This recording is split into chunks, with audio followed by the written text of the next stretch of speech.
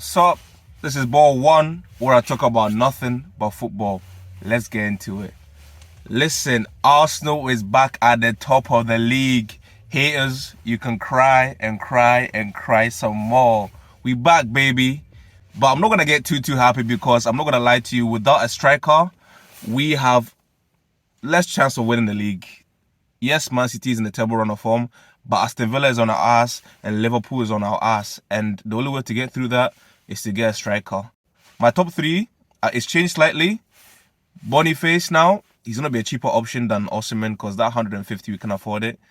And Tony still, and still Jimenez from Feyenoord. So those are my top three at the moment in time. But let's talk about the game. Arsenal were very good. I wouldn't say we are at our sensational best, but we did very well in this game, to be honest with you, man. Like, the way I could see what Brighton are going to do. Like, it's so boring nowadays watching Arsenal play because we know what teams are going to do against us. They're going to park the bus and sit for the counter. Like, it's the most annoying thing ever. And sometimes it works because we don't have a big tall striker to get the ball to. But Arteta's trying to find a way around that because now he's using Kai Havertz to basically be like a man running in to create that lack of height, to make up for that lack of height that we have. Because when our players are moving about Zinchenko, especially when Zinchenko joins the midfield, now 3 people are playing against 4 people and it's hard. And having someone like Gabriel Jesus who moves the ball everywhere, the defender follows him as well, which usually leaves a gap in the striker position. This is good. The only issue with this is the fact that sometimes, like at least 2 times yesterday, Martinelli crossed the ball into the box and there was absolutely nobody there, which is when we need a top quality striker to be there.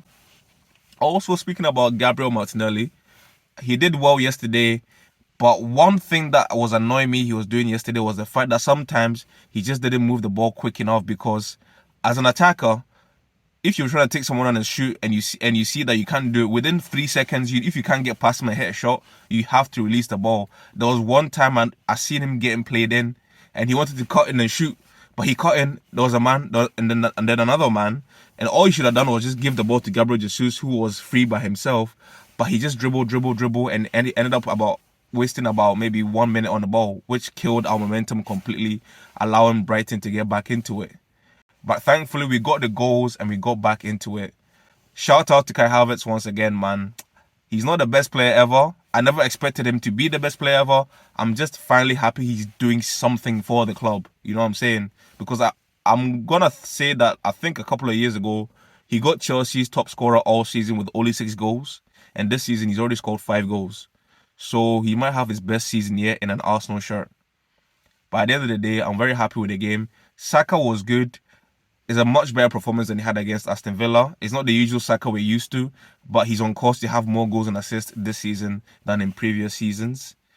And defensively, Saliba and Gabriel, these guys, I'm not going to lie to you, they are on their way to being Arsenal's best centre-back duo. I know it's blasphemy to probably say that because of Sol Campbell and Tony Adams, but these two are the real deal. Like, a proper partnership. No more Mustafi and freaking Scolacci at the back for Arsenal. Those terrible dark days.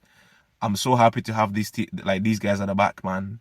And people want to say, oh, we overrate Saliba, but come on, be for real. Saliba is top tier, man. He is top tier. I'm even so happy he doesn't get a game for France. I want him to just stay rested and come back and just play for Arsenal and Arsenal alone. But overall, can't complain. Good game, good solid game. Brighton's game plan, we completely demolished that game plan. And by the way, this is the first time they failed to score in 32 games. That's the Arsenal effect. Ball one, I'm out. Peace.